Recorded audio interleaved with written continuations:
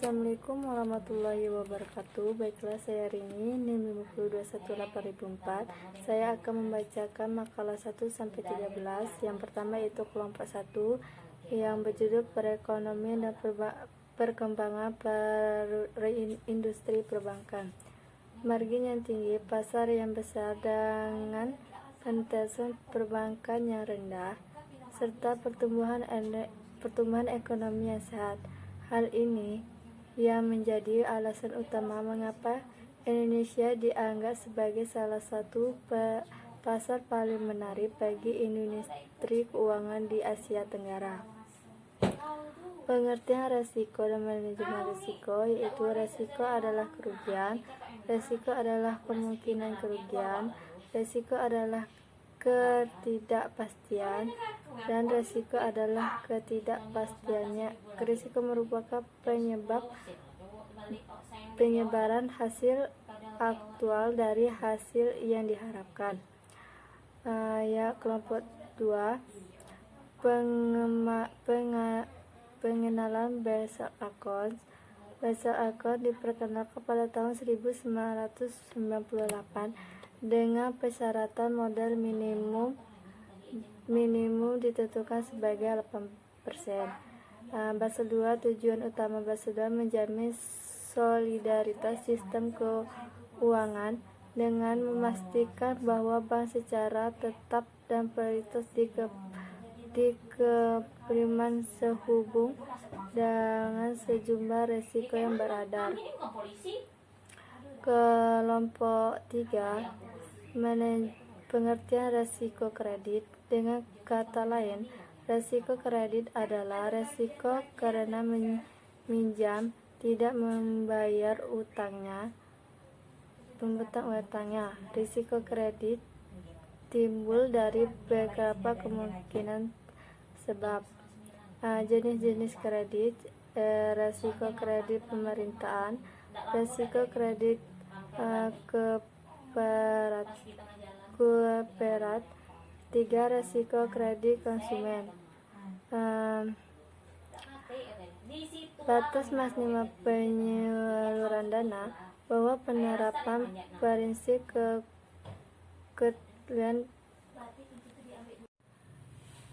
Batas maksimum penyaluran dana, bahwa penerapan prinsip keuangan dalam penyaluran dana perlu dilakukan antara lain dengan penyebaran perorangan atau penyaluran dana yang diberikan agar resiko penyaluran dana tidak terpusat pada nasabah penerima kas. Pengertian beresiko pasar merupakan kondisi yang dialami oleh suatu perusahaan yang disebabkan oleh perusahaan sendiri dan situasi pasar di luar dari kendali perusahaan. Resiko pasar terdiri dari resiko suku bunga, resiko nilai tukar utang orang asing, prinsip Islami Financial Institute Brand pada manajemen resiko pasar. Lembaga keuangan syariah hendaknya sudah mempunyai suatu kerja tentang manajemen risiko pasar yang sesuai bermakna dengan semua asas yang ditangani. Penerapan manajemen risiko pada manajemen risiko pasar. Risiko pasar dapat pengendalian internal merupakan suatu mekanisme pengawasan yang diterapkan oleh manajemen bank secara berkesinambungan. Kelompok 5, pengertian resiko inherent. Resiko yang terjadi karena tidak adanya penerapan inherent.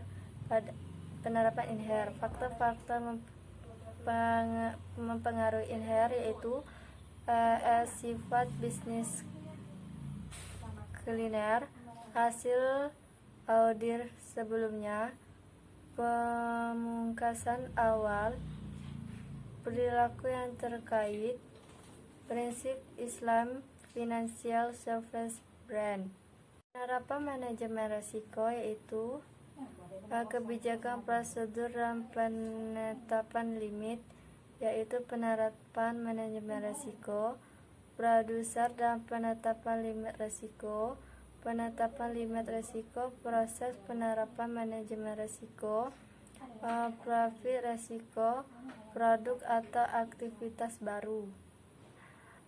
Kelompok 6, manajemen risiko hukum.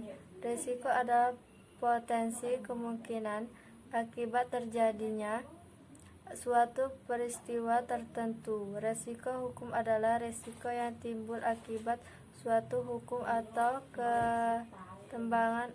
perkembangan aspek yang mendukung atau kelemahan berkaitan seperti tidak dipenuhkan syaratnya. B. Penyebab terjadinya risiko hukum yaitu keterlambatan yuridis, perubahan hukum, kesalahan dalam kantor. Sistem pengendalian inher pada manajemen risiko hukum. Sistem pengendalian inher bentuknya untuk meningkatkan aktivitas dan efisiensi operasional kliennya atas lembaga keuangan serta kepatuhan kepada peraturan perundang-undangan. Pengertian manajemen risiko strategi. Pengertian risiko strategi, risiko yang terjadi selangkanya kondisi yang tidak terduga yang dapat mengurangi kemampuan manajer untuk memprioritaskan serta inher pada manajemen risiko strategi. Suatu ukuran yang dipergunakan oleh auditor dalam menilai adanya kemungkinan bahwa terdapat sejumlah salah saji yang material dalam suatu segenap sebelum mempertimbangkan kepemikiran dalam inher, yaitu adalah dalam inher. Manajemen risiko. Kelompok 7, manajemen risiko kepatuhan. Pengertian risiko kepatuhan. Risiko kepatuhan merupakan timbulnya kerugian bank layaknya merupakan tidak langsung yang diakibatkan oleh tidak diperaturan atau tidak dikonsistennya peraturan perundangan dan ketentuan lainnya yang tidak berlaku.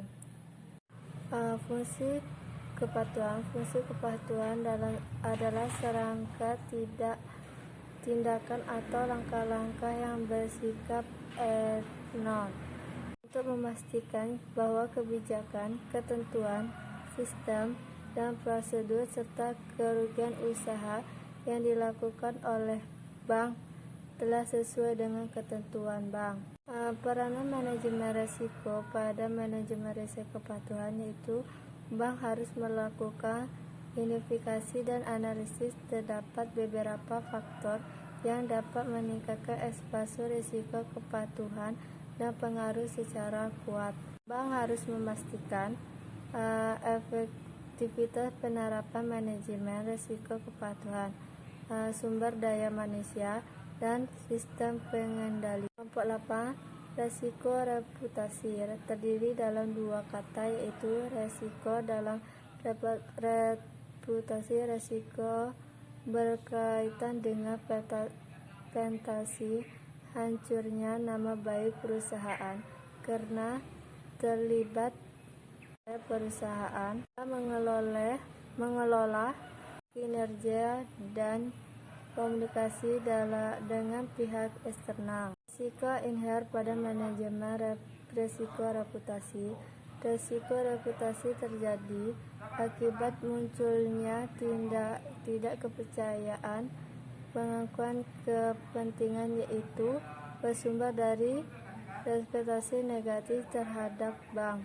Risiko Resiko menimbulkan antara lain karena adanya pemberian modal dari dan umum mengenai bank yang bersifat negatif, serta adanya strategi komunikasi bank yang kurang efektif. Kelompok 9, pengertian layanan prima merupakan terjadinya dari realita eksternal yang artinya secara harfiah berarti pelayanan yang sangat baik, layanan terbaik, layanan nasabah, rangkaian kegiatan sikap secara langsung maupun tidak langsung. Dasar-dasar pelayanan nasabah. Layanan prima yang diberikan dapat memuaskan nasabah, maka seseorang CS harus memikirkan dasar pelayanan yang baik. 10. Ekspresi risk. Manajemen risiko perusahaan telah diterapkan di beberapa industri secara lebih baik dari satu declaration, perubahan peraturan lingkungan, gejolak ekonomi, serta peningkatan komplisitas produk. Agar jaya risiko antara lain membantukan memusnahkan praktek penjelasan risiko perusahaan ke area layanan keuangan. Industri perbankan dihidupkan dengan berbagai macam risiko. Kerja bisnis, perusahaan yang telah mengadopsi perkataan EVRM mengalami perbaikan dalam kinerja bisnis. Pengambilan keputusan penting perusahaan seperti pengasihan modal, pengembangannya dan penetapannya harga produk, serta magar yang aktuatif. Manajemen modal, manajemen yang terdiri dari unsur-unsur aktiva lancar dan hutang lancar. Tujuannya dari manajemen modal mengelola aktiva lancar dan hutang lancar, investasi atau daya kekuatan perusahaan. 11. Kewajiban penyediaan modal minimum. Aspek pengelolaan untuk mengelola sebuah usaha tidak harus dilakukan seharusnya oleh wirausaha keteratasan. Modal yang dimiliki mengharuskan wirausaha menjadi peluang untuk lembaga modal dari luar lembaga modal dapat berbentuk bahwa dalam rangka menciptakan sistem perbankan yang sehat dan mampu berkembang dalam bersaing secara maksimal maupun internal, struktur persyaratan dan perhitungan kekurangan modal bank perlu disesuaikan dalam standar internal yang berlaku. 12. Pengertian lembaga keuangan. Badan usaha yang kekayaannya berbentuk aset keuangan atau tagihan seperti fungsi lembaga keuangan. Pada dasarnya fungsi pokok lembaga keuangan perantaran yaitu perpindahan, mengalihkan dana dari pihak yang mengalami kelebihan dari diri penabung secara umum dan fungsi lembaga keuangannya. Perusahaan adalah lembaga ekonomi yang didirikan oleh pemilik untuk mendapatkan keuntungan, tanggung jawab, diskresi yang tidak menetapkan good jabatan dalam mendukung eksternal pelaksanaan tugas dan tanggung jawab Dewan Komisaris. Bank Syariah harus menjalankan fungsinya dengan baik sesuai dengan ketentuan perbankan yang berlaku dan juga sesuai dengan prediksi syariah. Menurut Muhammad, pengawasan syariah, dewan yang melakukan pengawasan terhadap prinsip syariah dalam keyakinan usaha bank syariah yang menjalankan usahanya bertindak secara independen. Mungkin itulah yang bisa saya sampaikan. Mohon maaf apabila banyak salahnya. Saya akhiri. Wabillahi taufiq wal hidayah. Wassalamualaikum warahmatullahi wabarakatuh.